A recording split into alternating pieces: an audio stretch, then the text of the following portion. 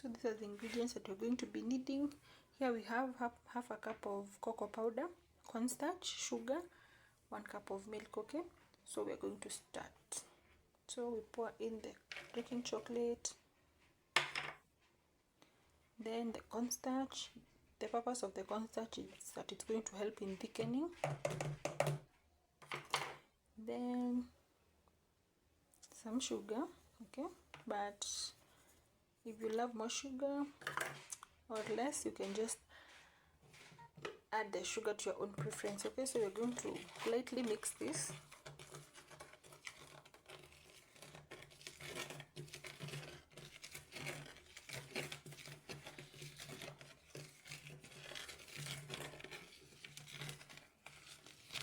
First ingredient is the milk.